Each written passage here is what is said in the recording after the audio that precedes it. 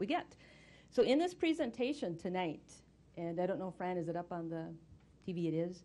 So in this presentation, what I believe we were told to do is go through the what and the why of standard-based education, maybe some brief history on it, although you've already heard some, to address the high school issue that keeps coming up no matter how many times I say this about letter grades. And I'm glad to be able to talk about that again tonight and about some comparison data we'll use with high school letter grades and some remediation concepts. We also want to go through grading, homework, and parent communication. And we know when standard-based education and standard-based grading is done correctly, that we have staff in the district who are just knocking it out of the park. I would have to say they're probably working at an advanced proficiency level on it. But we also know that we have staff who are novice in standard-based grading and are growing in their proficiency. So I want to make certain when I talk through this that people hear clearly. If our staff are failing to give information, that's on us, and not on our staff. We need to invest in our staff to make certain they know what information to give and how to get parents information that they need. There's always a difference when you talk about staff between can't and won't, and Bismarck Public School teachers, we don't have a lot of I won't do this work. So again, when we talk through this, I deeply respect my staff's efforts in making the transition in a standard-based environment. So we would like to do a shared presentation with you. If we go to the why standard-based education, I'll start with that, and it really is more of this 30,000-foot view on standard-based education. I will tell you that I see education as a social good. It's something we collectively do together, we pay for together, we invest in together. It is the mission of Bismarck Public Schools, and it is my personal mission and my life work, that all kids who graduate from this school system will be what we would call choice ready. And by that I mean so individually skilled that upon graduation they have choice about what career they want to go into. A career wouldn't be closed to them because we undereducated them. We want them to have choice about what college or post-secondary training they take. It's individuals who really need to be choice ready. And then they can choose the community that they select to live in and know how to be a good citizen in that community. So that's really the mission and life work that I believe me and my team are engaged in. And yet I heard parents say that's what we want, and we are a team together, and I deeply respect that team. We have a social imperative in getting our work done, and that social imperative, again, is something I believe in. I talk about it all the time, and that is to preserve a democracy, which is a living, breathing thing. We have to constantly work on building and protecting a democracy. It's Tom Jefferson who said, if you expect to be ignorant and free, you expect what never was and never will be. So this is our social imperative. Our moral imperative is this: parents give us their children for 13 years, and kids give us their childhood, and they really only have this one shot. So we want to skill them up so that they're choice ready again. We want them to be so individually skilled that they're empowered to go where they need to go. And there's actually an economic imperative for all of us. Most states have data that would show if they could increase their graduation rate by 2%, and particularly for young men, they could close their state deficit. Because the costs of not graduating on the social system and economic system are phenomenal. So there's an economic imperative. It's heartbreaking to know that one state determines how many jail cells it's going to need by how many kids cannot read at grade level in third grade. They can do a projection, and it's a pretty accurate projection. So we have this economic imperative really to get this work done. The cost of not graduating is too huge. But there's a cost of graduating underskilled, and we want to address that tonight too. When we graduate kids who are not ready for credit-bearing coursework at college, or who aren't accepted to the college of their choice, that definitely has ramifications. And so anyway, that's kind of the big picture why of it. When we start citing research, I could rattle off work by Marzano or Schmoker or Wormley, who I say Wormelli all the time, Wagner, Darling, Hammond, Brooks, Dufour, Reeves, Ainsworth, and quite frankly, what people care most about is what do our teachers have to say. And so we've summarized, this is from our middle school teachers, about the power of standard-based education, and I would add, when we do it right. And I don't want to present to you that we do it right every time in all places, because we don't. But here's what our teachers say can happen. That we can get consistent grade level expectations regardless of the schoolhouse or the teacher. So algebra should mean algebra in every single high school across the district, regardless of the teacher. They should be teaching to the same high level. In a standard-based system, there really is encouragement and drive toward the learning targets when the feedback loop is right, and we'll present some data tonight that we believe shows that. We believe that students, when they can understand their own achievement, when they can do that metacognition about where they are in terms of the achievement, they get a better reach for mastery. In mastery, grade level work is important because it's the only way you can master, particularly in math, the math at the next level. So we do know that getting students engaged not just in squeaking by with a C or a D, but about really being at grade level is what's going to get them ready for the next grade that they go to. We know that there's shared accountability in the teaching learning process with the teacher and the student, and I just really endorse what our parents said tonight, and that is, let us in on this so we can help at home. Let us know exactly what's going on so we can help skill up our kids. We are that important third tier. And so we'll step into the presentation a little bit more deeply by looking at some data that Ryan Townsend, our Curriculum Instruction and Teacher Development Director, is going to show us. Thank you. Yeah, this graphic here, I think, demonstrates well when grades are used as a communication tool. Students and parents are aware of the target. They're aware of what the student is expected to know. They're aware of where their student is in that range, and they're aware of what needs to be done to move their student to that next level.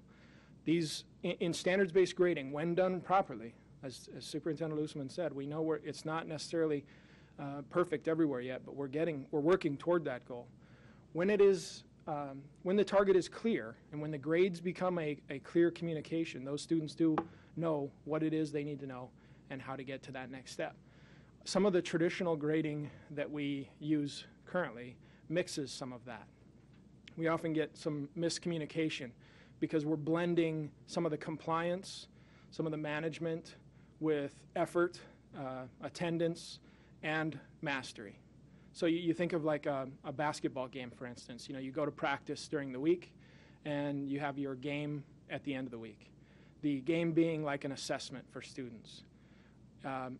With our current traditional grading, we would see that a student who struggled in practice and who took longer to learn those skills but still was prepared for the game, we would hold them accountable for the practice leading up to that. We would average all of those scores of the struggle into the final score of the game, and we would bring their total down. That's often that leads to some of the miscommunication that we get with our traditional grading system. So I have here, this is one grade level, one class of students in our school district. You can see that 74% of those students are doing quite well with an A or a B in this class. I have 5 letter grades here. I'm going to ask for some board participation, and all things considered up front, one of you is going to have to be A and one of you is going to have to be F. So do I have any volunteers for A? Anybody want to be the A student? Okay. B student? Who's my B student?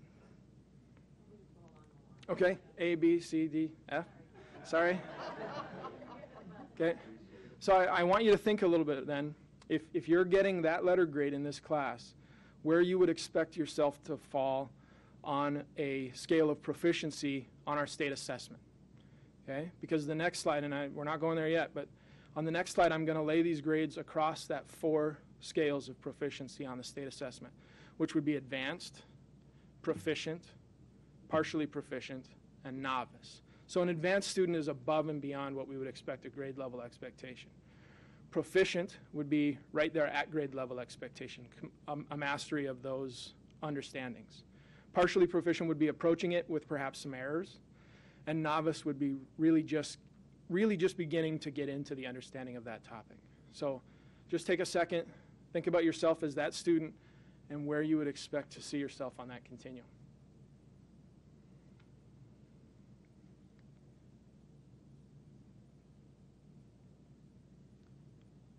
So here we see how those grades break across that. Carl, you were our F student.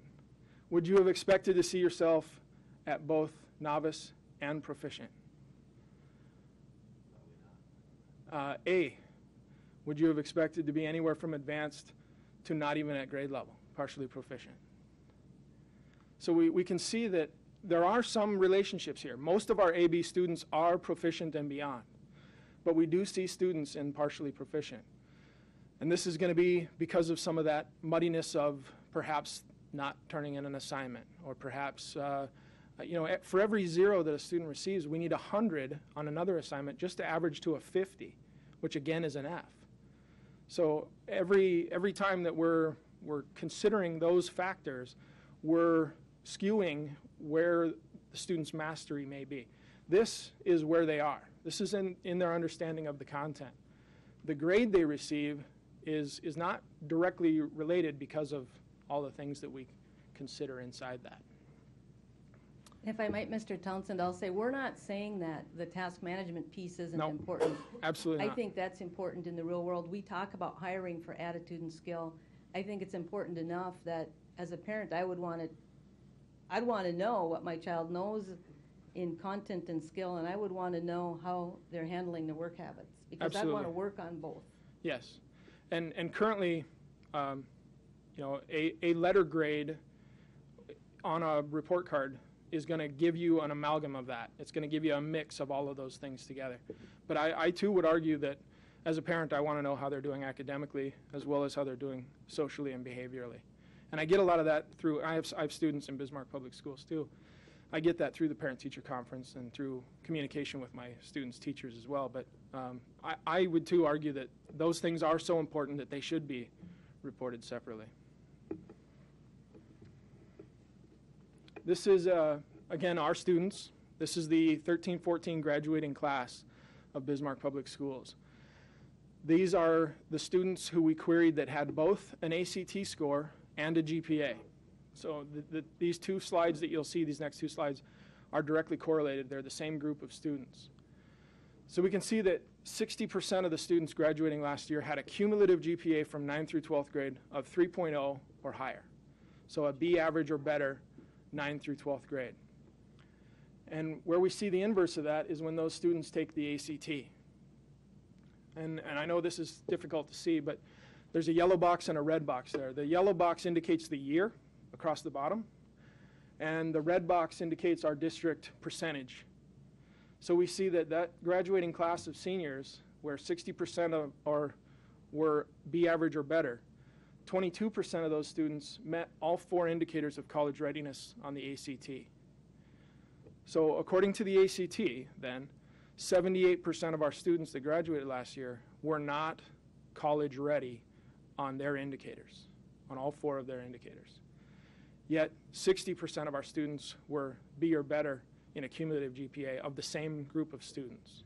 So again, there's kind of a mixed message there of where do we know academically what those students are capable of. So what does that lead to? When we have students who receive A and B averages but are not prepared to enter college. Unfortunately, that results in the need for remedial coursework. Now, this is a statewide number, but as we know, Bismarck's the largest school district in the state. About 11% of the students in the state of North Dakota attend a Bismarck public school. So 1 in 10 students of these numbers are our students. You can see that of these graduates, this is the 2008 to 2013 graduates requiring remedial coursework. Almost 40% of the students attending a community college, this would be our two-year institutions like Williston State, Bottineau, required remedial coursework. About almost 30% of those attending a regional school, Valley City, Dickinson, Minot, would have required also taking a remedial course in order to catch up to their peers. and about 14% of statewide North Dakota graduates attending North Dakota schools at UND and NDSU required remedial coursework. Now, these are courses that parents and students are going to pay for, but are not going to receive course credit for. They're not going to receive credit toward a major for those classes. So somebody once said to me that college is an expensive place to catch up. And I would agree that not only in the financially, but in time, that those students are going to have to take those courses to catch up to where they should have been prepared for the college of their choice. I think you could argue that some of those students who are in that community college with the need of remediation might have wanted to go to Valley City or to Dickinson. And some of those students at our regional universities may have wanted to go to those research universities. But because they weren't prepared when they graduated, their choice perhaps was made for them as to which school they could get into. Now, all of that being said, we do have some really exciting data for our schools, because we have been doing standards-based education in Bismarck schools for a while, and it's been primarily feeding its way through our elementary grades. This is a fantastic graph. This shows us that we see a red dot there. Those red dots indicate where the national average of growth is for students. So we would expect any kid in the nation to average about that much growth on this assessment, and this is in math. The blue bar indicates where Bismarck school students averaged. So we see that for the first time since taking this assessment, all of the grade levels were at or exceeding the national growth, the nationally expected growth. And our students in our elementary grades were far exceeding some of that growth. Especially looking at grades 3 through 5, those students who have experienced standards-based education are exceeding the national average of growth on this assessment in math. So we are excited, because this is the first time that this has happened for Bismarck Public Schools, that all of these grade levels met or exceeded the nationally expected growth on an assessment taken by thousands and thousands of students. So with all that, we know that it's not perfect. We've heard those things, and none of the comments that we've taken are going to fall on deaf ears. We do want this to be better. We want it to work. We know that it works for a lot of parents, and we want the exception to become the rule. We want parents to understand what it is that their students need to know and how to help them. We've heard about Power School concerns. We know that Power School is a mandated software for us to use as a reporting system, and we know that it works pretty well in the traditional, and we know that there are struggles under the standards-based. And we are working, there are a lot of people working really hard every day to make that more user-friendly and less cumbersome. We want to continue to define those proficiency scales, define and refine. We want 4s available where a 4 is applicable. We want students to be striving for that advanced. We do know that there are some standards, we call them foundational standards, where a 4 isn't possible. For instance, the example of a student will master the 26 letters, be able to identify the 26 letters of the alphabet. There isn't a 27th or a 28th. So there is a proficient, there's the ability to know all 26, and then there's below that, not getting to 26. But we don't have a 27th or a 28th letter. We don't have additional letters. And it doesn't, the standard itself doesn't say identify sounds of the letters. It just says identify the letter. So proficient is being able to identify all 26 letters. So in that case, that standard would cap at a 3. So 3 out of 3 would be as high as you could go. Ryan, just let me interrupt for a Yep. second. And you call those foundational? Yep. Okay. And we're working to develop 4s in all the other standards that we have. We've also heard concerns about not just defining and refining the 4s, but how do we help students get from the 3 to the 4? What can we do at home? So we want to develop more resources and more links to resources that students can use, parents can use to work with their students at home, because that is important. We want every parent that wants to be involved as much as possible. I think we're forward a slide there. We want to build and expand better in-building and online communication. We have some fantastic examples that Kay Anderson, who's going to follow me, is going to share But we want those things to be expanded. We want those things to be used by staff all across our district in helping parents to truly understand what it is that their students know and need to know. So I'd like to welcome Kay Anderson, who's a 20-plus year educator in math and is an instructional coach for us at one of our middle schools. Thank you. Yeah, thanks. Good evening, President DeLorme, school board members, and that is really why I was asked here today. I am in the trenches doing this every day. In fact, at 4:50, when I'm trying to get out of my office in order to get here, one of our teachers stuck her head in and go, okay, could you explain this to me again, how Power School works? And my scores roll up and they roll up, so if a parent calls, I can explain what happens behind the scenes. So we are working on that, as they've indicated. We're getting there, but we're not there. And I was asked to, especially to look at how we are communicating with parents, with students, what is it that you can expect to see. Of course, the number one choice is to talk to the teacher. We have spent a lot of time in training looking at our standards, breaking it apart, what do each of them mean. We've looked at what it means in Power School, how does this all work. But it's different when you get to middle school. In elementary school, they only had one teacher to contact. Now you have 7, 8, 9. It all depends on how many courses they take.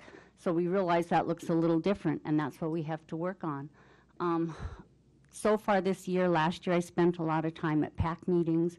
We've had presentations at open houses, at conferences. To date, I haven't had a lot of participation from parents. I have had a handful.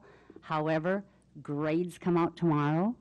It's kind of a need-to-know basis. When they see that report card, they'll have more questions. We'll have a little bit more interest in some of those things. We're going to look even a little bit more specifically at those last two as we go through the slides. I know this one is a little bit hard to see, but I want to start first with what did they see in Power School before. This first slide shows the grades and attendance. In here, it's what we're all used to. We find the mean. You average together, whether it was the beginning of instruction grade to the end of instruction grade, they're all averaged together, and the scores have appear as that one grade. If you click on one of the grades, it would take you to the next page. And on this page, it would show you a specific assignments for that one course that you clicked on. So this example shows the student scores anywhere from 5 out of 5 to 0 out of 5. And what Ryan indicated a second ago, what does that 0 out of 5 tell me?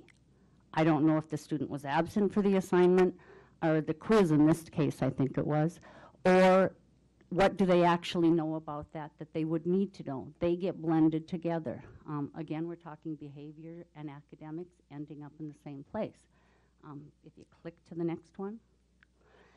Unfortunately, this is what they see now, and they don't always understand it. You can see the couple dashed lines that occur. This is still our grades and attendance tab, and I'm going to explain this a little bit more in a second. But we're going to go to the next slide. If at the top of there you can notice there's two different tabs. There's the grades and attendance tabs and then the standards tabs. When you click on the standards tab, you get this screen. And now this one we have to think about a little bit more. Again, it lists the assignments. Students have assignments just like they used to, but they also have common formative assessments, and we'll talk about what a formative assessment is. But it still shows what they're doing. The difference is there's no scores on the side, and that's what's really frustrating parents. You can see the check marks that show whether it's turned in or whether it's not turned in, but they're not seeing what they did on an actual grade. But if we were to go further into one of those, and we're going to look at in the standards tab, this shows an example of a student taking art and then English and facts and so on and so on. Now you can see where the grades have been broke apart. You have the behavior grades on the top, responsibility and respect. You have the standards that they've been working on underneath. One of the parents indicated that in the real world, there is an accountability whether you do your homework or not. And absolutely there is. And if you look at the meets, M on the top, it means they meets the expectation for respect and responsibility. A P would mean they partially meet it. They're not there yet. And an ED would mean it needs improvement. What we're struggling with at the middle school is that accountability piece. Is it the parents' accountability? Is it our accountability for what homework is done, what homework is not done?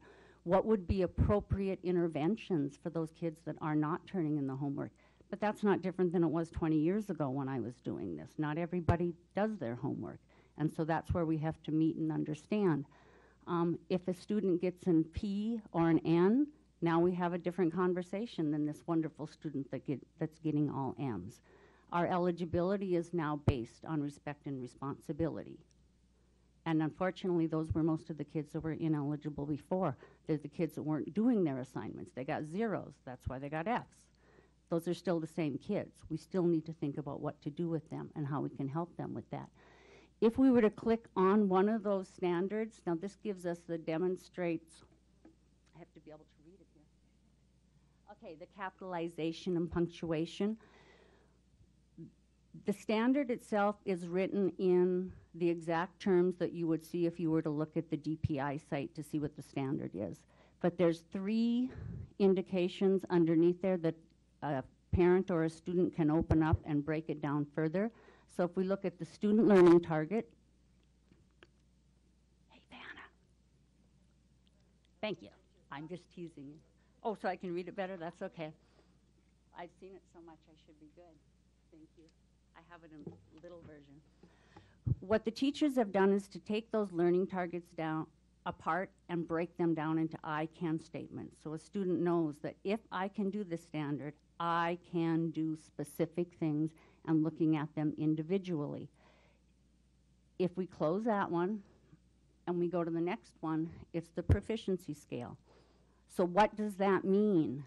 It's on a 4-point scale, just like if you were to think of the NDSA test, 4 being advanced, 3 being proficient, 2 partially, and 1 being novice.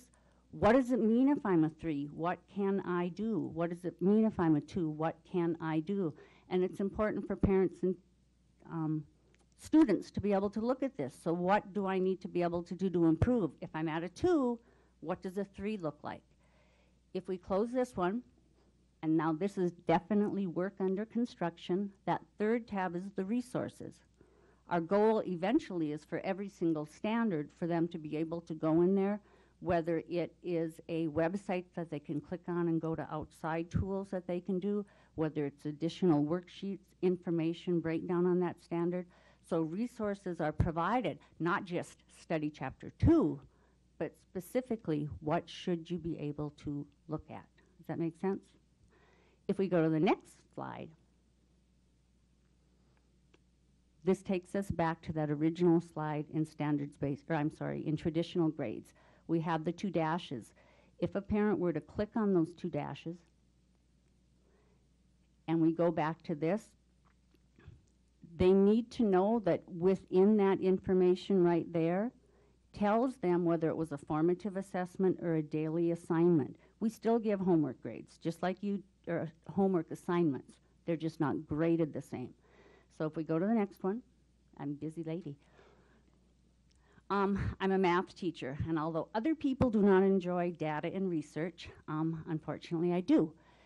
Number 1 thing that we can do to increase achievement is to increase the students' accountability for self-reporting their grades, whether it's self-reporting it to themselves, to their parents, to us, and taking that accountability. One thing we're really trying to encourage the teachers to do is to have a self-assessment sheet for the students to fill out on every standard that they're working on. If you notice off to the right, there is a F standing for formative, an S standing for summative, and if they took a retake, what the scores that they have. Parents should encourage students to bring these home. I've been teaching middle school for a long time. The fact that they're not bringing anything home is not new. I mean, I wish I could get them to bring everything home. The amount of times that I've handed out assignments and they've dropped them in the garbage on their way out instead of they're even making it out the door. If I had $1 for every one of those, I wouldn't be here right now. Okay, so that would help understand where they are in the instruction process. A lot of the frustration with parents is, when is a 2 okay and when isn't a 2 okay? Well, if the summative assessment has been given, you need to consider what else we need to do to get to proficient. If they're only giving formative assessments, not as much.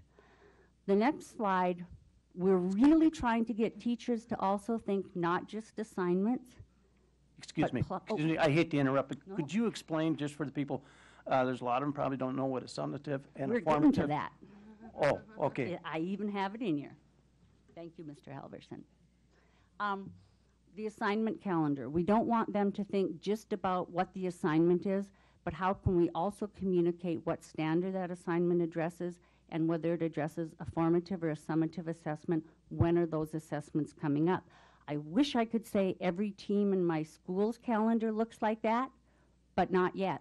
But this is an example of a calendar from Horizon that has been put out this year. So we're getting there. We're just not there yet. I don't know if I like the title because it says homework has a different purpose. Yes and no. Homework still has the same purpose, to practice, to work on things, but it's no longer averaged into the grades. It's not for how many did you get right. As a math teacher, when that homework came back, I really didn't know if that student did the homework, if the tutor helped them with the homework, if the parent helped them with the homework, or if they helped themselves to their friends' already completed homework in order to get those scores. So we're really trying to take it off of the how many did you get right and did you complete it to what was the learning. I think one of our teachers said it best last year. She teaches 6th, 7th, and 8th grade math. When she was reporting the 6th grade scores, she said, I'm really reporting what they know. When I'm recording the 7th and 8th grade scores, I'm reporting what they did, not what they know. They did their homework, they did their assignments, but I can't really tell you what did they know. Do I have a couple more, right? Because we got to get to the summative part. Yes, please. These last couple slides are an example. If we were to look at one standard in particular, this is the 6th grade math standard. On the side is examples of what we would expect the students to be able to do when they're all done. The next slide is an example of homework. We still do homework. Whether they're seeing that or not, I can't always say. Again, ask your students. But what we're really trying to see is not how many did you get right or wrong. If you notice the writing towards the bottom, what formative, can you drink water? What information can you give to those students so that they know what they got wrong? In this case, the students are self-correcting their own homework, and that's the students' writing. Does that make sense? The next example, drink, is a formative assessment. Formative means instruction is still going to continue. It hasn't reached the end yet. I'm still going to form decisions on instruction based on what the student can do. Okay? We would have called it a quiz, a pop quiz. What do you know? Only they're not pop quizzes. They know what they have to know, where they're going to go. The last one is an example of a summative assessment, what you would have called a chapter test. Now it's not a chapter test, though. You're addressing one and maybe even up to 3 or 4 standards within a test, but you're going to report out on each specific skill separately. Questions? Did that answer your question? Yeah, I just want to know. Yep. And especially because when they hover on those other things and it will say CFA, it will tell you common formative assessment and there's an explanation in there. But because it's on the web, you do have to hover over it. But again, I would always encourage them to ask their teachers. That would be our #1 resource. We've looked at it now from kind of a general ed perspective. Linda Hoag, we're going to have some explanations from the field, and then she'll go over the special ed education.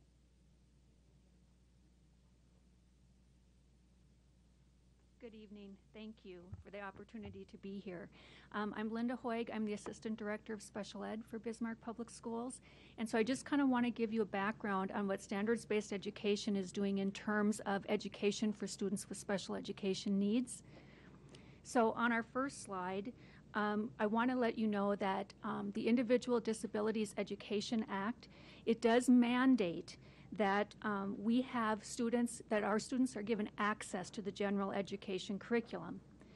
And we have to have that access to the greatest extent possible. That is a mandate by federal law.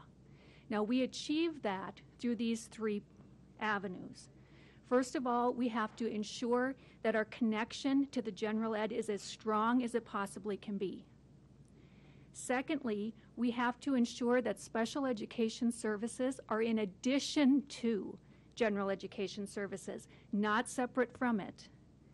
And finally, we have to ensure that our students are provided with enough opportunities in the general education curriculum to learn that content. So this has been the expectation now for over 25 years. But since standards-based education has come on board, this has become so much more efficient because our learning targets are so clear. There's no discussion about what all kids should know and be able to do now that we have standards-based education. The next slide, you won't be able to see this. I apologize to the audience as well. It's just an example to show how, through collaboration between gen ed and special ed, how we are ensuring this access. This is just a lesson plan, a lesson design of a special ed teacher and a gen ed teacher sitting down around a standard and planning good access for students. Then finally, what I want to just briefly touch on is IDEA also mandates that we show progress for all students in the gen ed curriculum. Now, in our old way of grading, showing progress was very difficult because it melded student effort with student performance. Now, I can look over time just at student performance, and I can see that the student is making progress in the learning. I can tell if it's been to a level of mastery or not. Again, I'm looking for progress in the learning. So thank you for this opportunity, and I welcome any questions at a later date. Thank you. Thank you, Linda. Hi, I'm Vicki Pomonis, and they're getting older. This is my 30th year in the education field, and I have seen a few changes. One thing I have seen is report cards. I guess when I think back, I used to get my little calculator out and figure out the grades and fill in the report card, fold it up, put it in the envelope, seal it up, send it home. And it was, not a total surprise, but sometimes it was. And I never felt very good about that. I never liked a student going, oh my gosh, I have a B, I thought I had an A. Or, so the change I'm seeing with the standard-based grading is total involvement with students. Do you have the? What I started doing last year was something like this, and the student would actually record their assessments. The benefit I saw to that is their engagement in their learning.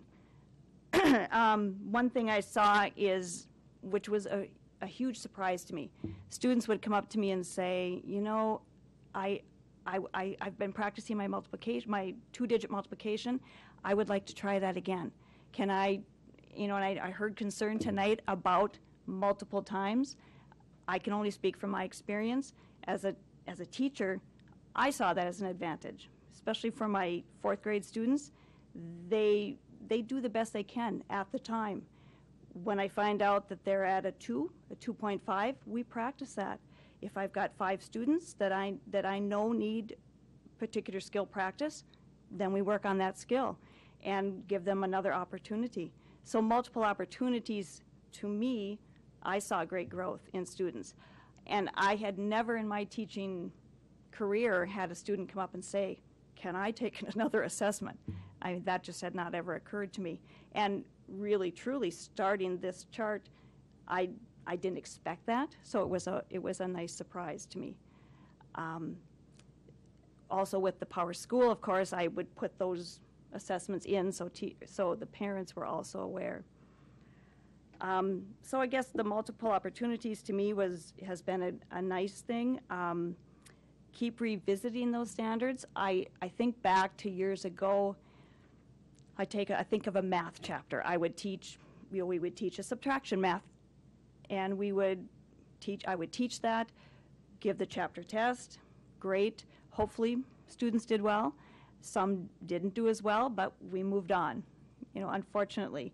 And I didn't, we would try to revisit, but I certainly didn't revisit skills like I have done in the last few years. It's just been I think, a huge advantage to students to not just say, got a C in subtraction, bummer, but we got to go on. We're going on to multiplication now.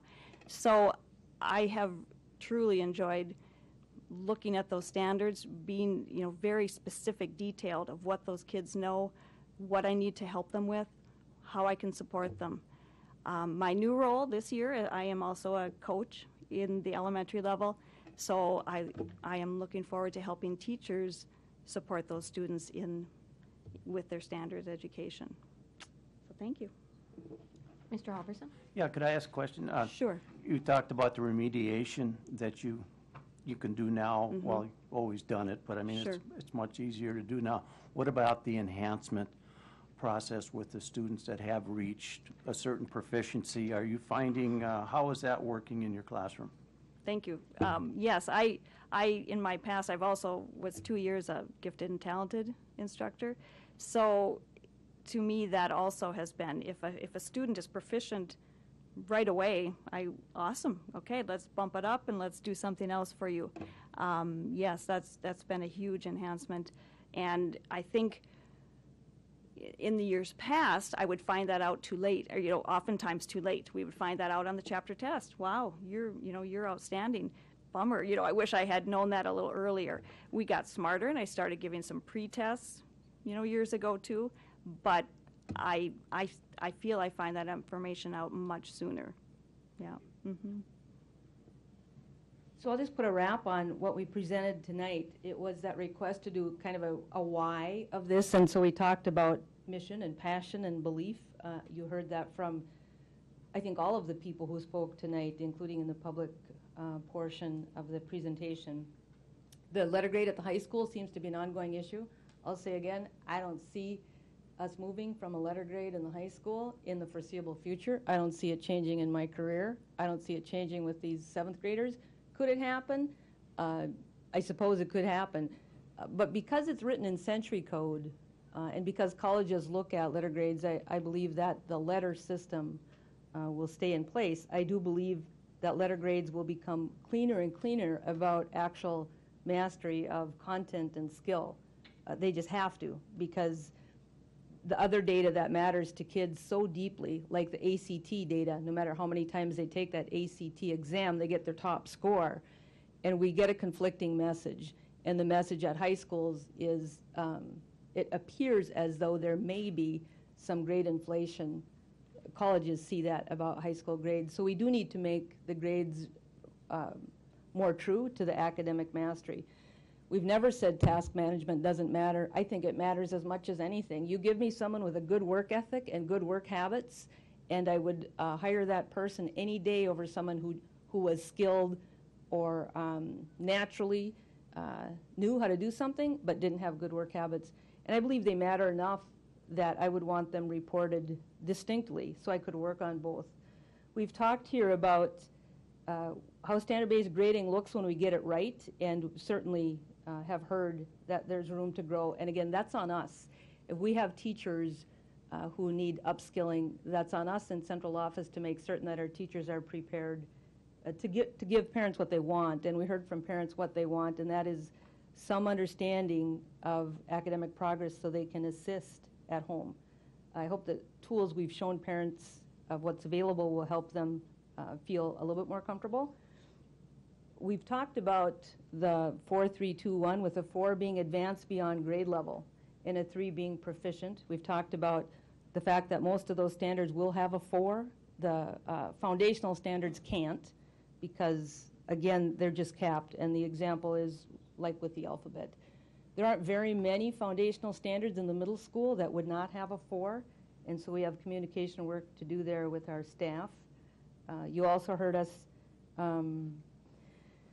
I think the whole gist at the end of this is that if we have the standard clearly identified, and if kids and parents have feedback on that standard and their child's progress toward it, and teachers give proper feedback, we then can personalize learning. What happens when kids fail for whatever reason is we often just have them repeat the entire course. When you're working toward a standard, you can figure out what piece it is that kids don't know, and then you can remediate that piece. And I don't believe that kids will choose to fail if they have a choice not to. I have 30 years in the business myself, and I flat out don't believe that. Kids will choose to achieve if they believe they can. But what happens when kids start getting fails early on in a school year is they just give up hope. And this personalizing of learning helps us pick up a child who's failing, get them back up to their grade level peers and get them moving. And quite frankly, the real world works like that. My job evals with you have worked like that. Feedback I get when I stumble, I pick up and work harder to get better. So it matters to us that all kids graduate on time. The cost of not doing that socially, morally, and economically is just way too significant. So anyway, that being said, I'm relatively thrilled that people have an interest in standard-based education and standard-based grading. I love the discussion about it, and I think we have room for an ongoing discussion and to address parents' issues the way they need them addressed. And we heard about that tonight. So thank you for the board. I look forward to any further direction from you regarding standard-based education. Thank you, Superintendent. I'd like to thank Vicki, Linda, Kay, and Dr. Towson for all your information. That was very, very helpful. I think you've discussed all the merits of standard-based grades, and there are a lot of them. Helps to get our kids' career ready, which is very important, but I think we do have to improve communication. We need to have some more discussions before we move it on any further. I agree that high school is probably something not in the foreseeable future, if ever, so that there's going to be a lot of discussion before that, and 8th grade, I think we need to have some discussions if that's going to be implemented, and I thank all of you for coming with your comments. Matt? Thanks, President DeLorme. I probably have a few additional questions that some other people might get to, but one of the things Superintendent Uzelman mentioned is that traditional grading system is problematic. If a child gets a failing grade at the beginning of the year, that person might lose hope. One of the criticisms that I've heard about standards-based grading is that at the beginning of the year, a student might maybe score well on an assessment, but otherwise get a 1 on a standards-based grade. So that, what was expressed to me was that child was losing hope that, well, you know, I know this, but I'm not getting the appropriate, or I'm not getting a grade that recognizes that. There's a couple ways to interpret that, but I think there's a potential, or maybe you could address just the potential for students to be, I don't know if disenfranchised is the right word, but discouraged by getting a 1 at the beginning of the year, and why they shouldn't lose hope. And maybe that's an easy question, but. I think it's a relatively easy question. So if a child gets a 1 at the beginning of the year with new content, that would actually be normal. So there's some education to do with the teacher and the child to say that would be expected. If the child's not hearing that and they assume that they should be at a 3 right out of the chute, that's just a misunderstanding. The idea of not losing hope goes to this. So 2 quick things. One, when you mentioned the child can do this and the assessment shows they can do this, but they're still at a 1, that didn't make sense to me, because if that is a formative assessment or a summative assessment, they should earn the score they earn. So if they know that material and that's at a 3, that they should have that 3, so why would they have a 1? So maybe I misunderstood, but if it happened? I don't know the exact details. What I do know is that there was an assessment and then an essay where they were required to apply the skills which they were tested on. And my opinion was that may have demonstrated the need for standards-based grading, because they theoretically they knew the information, but maybe not how to apply it in terms of an essay. And if the standard was that they could apply it, I would say that was a fair estimation. Where it changes for kids is that it's not their last chance to get that 1, and that's the hope factor. Now, if you use Mr. Townsend's example of a 100-point test, and I don't do it, or 100 points of homework and I don't do it, I now have a 0, and the weight of a 0 in a grade is phenomenal. I need 100 points of something just to bring me back up to 50. Now, if I didn't do my work and I had that 0, and then I took that test and I got that A, proficiency-wise, I'm at an A. But the letter grade I'm going to get is a C, probably, or an F if it's 50%. I guess you'd need more than that scaffolded in. So a student we have seen will fast lose hope if they stumble early in an academic quarter, because their opportunity to ever be at grade level, meaning an A or a B, isn't so very good if they make those early mistakes. The weight of a 0 is just too high. Can I add too? Sure. Often there can be a miscommunication when people equate a 1 to a letter grade. So if the standard is to ride a bike, and the student is riding the bike with training wheels, we would say that they're not an expert, but they're novice at it. So they're a 1. That doesn't mean they're a failure at riding a bike. It means that they're beginning. You know, we used to say that, like the high school uses a 4-point scale. Unfortunately, there's a similarity there, where a 4 is an A, a 3 is a B, a 2, C, 1 being D. In standards-based grading, there isn't an equation that equates the 1 to a failure. A 1 is truly a person who is novice. So we wouldn't say that 1 is a student failing. We would say that 1 is a student who is novice in this and has room for growth. Matt, go ahead. I know people have other questions, but I think that the slideshow was very helpful to me and demonstrated or illustrated some of the things I've been trying to grapple with.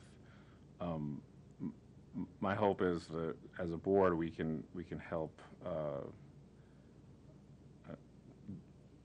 provide the administration with the tools to kind of level up all the staff to where the administration thinks they need to be, and achieve that level 4 mastery in administering the standards-based grading program. Thank you, Matt. Scott? Yeah, when you touched on the a student not passing and maybe proficient because of their grade, and that goes right back to what we did at South Central. You talk about kids that don't have any hope. You find the kid that the worst thing I think education ever did was go to Carnegie units. I mean, it is. It's a numbers game. That's all it is. It becomes a numbers game. You got to have 24 credits to graduate. You got to have X amount. We have kids I've had kids that come through South Central, the 11 years I was there, were proficient at math, proficient in language arts, but because they failed some class, they failed to hand in their work, they missed school, they didn't get that Carnegie unit. So they were 17, 18 years old, and even 16 years old coming to my place, and they were 2 years behind in Carnegie units. But their proficiency was good. I mean, they were proficient in most of those. So technically, we should have been able to give them, they were proficient as anybody walking across that graduation thing. But because we had to have a certain amount of seat time and a certain amount of credits, we have to hold that student back and tell them that you're 18, you're going to be 23 when you can graduate. Now, so there's a lot of things in this standards-based grading. I think it individualizes the instruction and things like that, and I was happy to see. I've got a lot of concerns. I see little things. My biggest goal in this is that we have a better form of communication, or a good form of communication, to communicate what our students actually know with the parents so that they can help it out. Now, I like the term somebody used in one of their emails, and maybe it isn't sound science, but hybrid. You know, can we mix something together to at least starting out now, because we can't leave this behind either. We have to start moving ahead, because we're not doing what we need to do to get these kids proficient. But is there a way we could do some things, and then eventually when society's ready to go and everybody's ready to go, we could do it? And that's the direction I want to see. And I love this dialogue, and I just want to thank the people that these are legitimate, great concerns and things like that, and I'm just hoping that we can address them. Thank you. Thank you, Scott. Lawrence? I also thought it was a good presentation. I would ask that the PowerPoint that was put on tonight isn't the one that was linked here. There's a few slides that are missing, in particular on the Power School aspects, which I found more helpful here because I was missing a few here. So if you can update that link. It actually is, if you watch, yes, we can, long story short, but it's the presentation mode and it's an overlay of slides. I saw you start looking for them and it never occurred to me until I saw you looking for them. They're out there when you watch it online, but not with the PDF. So long story short, yes. Okay. Thank you. Because one of the biggest concerns or questions I've got is how can I access Power School, find out how they're doing, and then assist them in that. And this helped me a lot. And, you know, because I think I said before, you know, I ultimately took myself off that emailing list that gave me the email because I wasn't getting anything from that information that was emailed because of that format. Now I see how I think I can get back in there and get some of that information that I want in relation to assignments being done on time. And so this is helpful for me to kind of understand how I can dive down into there. I think it's going to be a little bit more work for me, but quite frankly, I think parents are willing to, I'm certainly willing, and I think most parents are willing to step up and try and do that in order to be part of it. Mm-hmm. The other comment that I would have is, I want to thank Ryan. You know, to me, one of the biggest questions is what is the academic return on investment for BPS in that slide, and I think that was very helpful. I think I've heard for many years from college BSc instructors that the amount of remediation that is being necessary is bad, and we have to do something to try and address that. And so I think the fact that we're trying to say, okay, where do we expect the kids to be at, and now let's make sure we get this in, and here's where it's at, it makes a lot of sense in relation to it.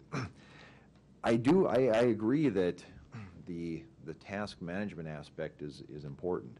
Now, I can sit there and look and say, oh, my son doesn't have this assignment in, so I can then get after him. And so that's a helpful piece for me to know that that's something I can do and find out what's going on and why not. Anything else that we can do to make sure that, and I agree, maybe it's a separate animal than content and what you know, but I want to be able to know that. So, you know, if an assignment's missed or something, is there a way to set up Power School so I get an email? And then I get home that night and I'm going to say, you know, why was this assignment missed? Because then I can get on it immediately and I can address the task management. Because to me, you know, I remember back to my older kids who, you know, if he, you know, he struggled at certain times and get him in, so he'd get a 0. And I could see the impact, and he was very cognizant of that. I now have a 0 in there. I can get 9 perfect papers, and I've got a B. And that I could see how that kind of sucked it out of him.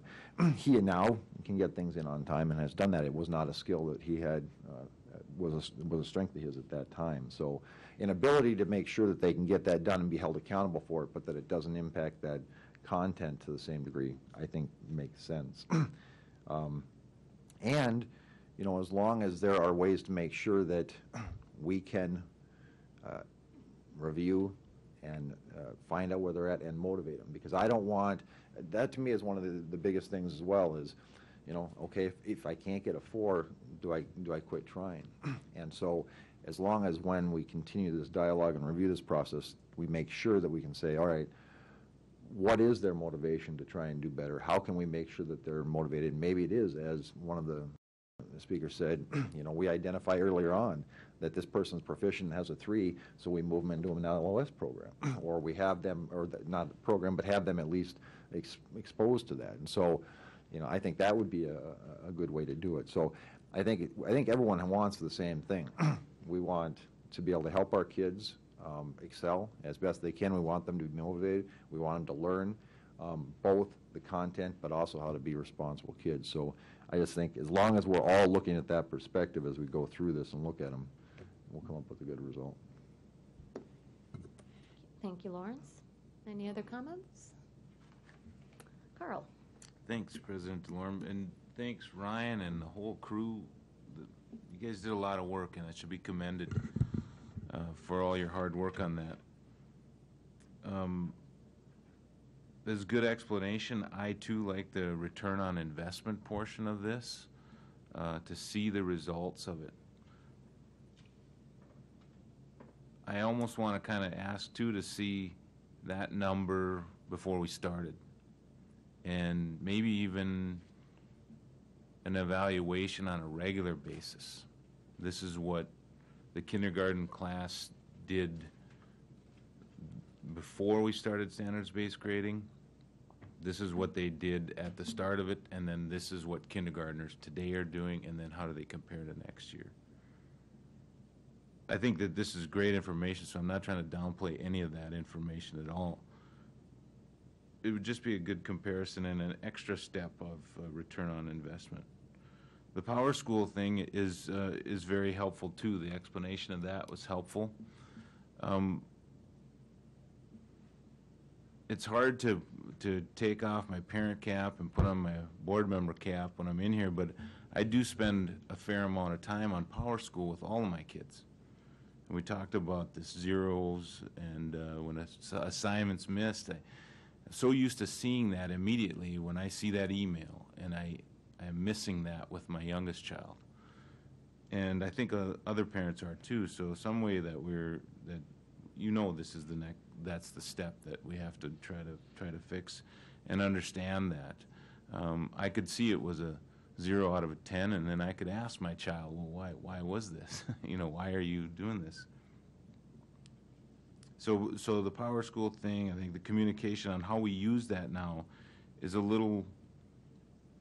little more interactive, or it takes a little bit more time to get into it now, to get into the specifics.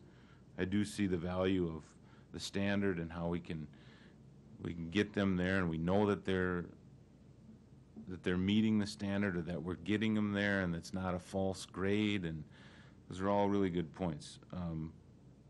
I guess in summary, the communication somehow, some way to see what do we do next? How do we make sure that we're all on board with this? How do we communicate that back? And then how do we continually evaluate that we're doing that? How do we continually make it better? How do we make it good for everybody? And I know you can't please everybody all the time, but it's a little confusing. But after the presentation today, I'm not sure which questions to ask, but I was very pleased with the presentation. I like where everybody's heart is at, parents, teachers, administrators, and the group. We are all here for the kids, and that's the goal. And I think we all just want to continually make sure we're doing the right thing and that we can get there. Thank you, Carl. I think it's good to get perspective from parents who actually have children using standard-based, like Lawrence has a son and Carl has. My children are older, so they're not currently using it. I have an 8th grader and an 11th grader, so it's hard for me to understand from the parents' perspective. So it's very good to get that input, and I think we really have to do better communicating and work on that quite a bit before we advance or go any further. But I think we're doing a good job. We just need to do a little better.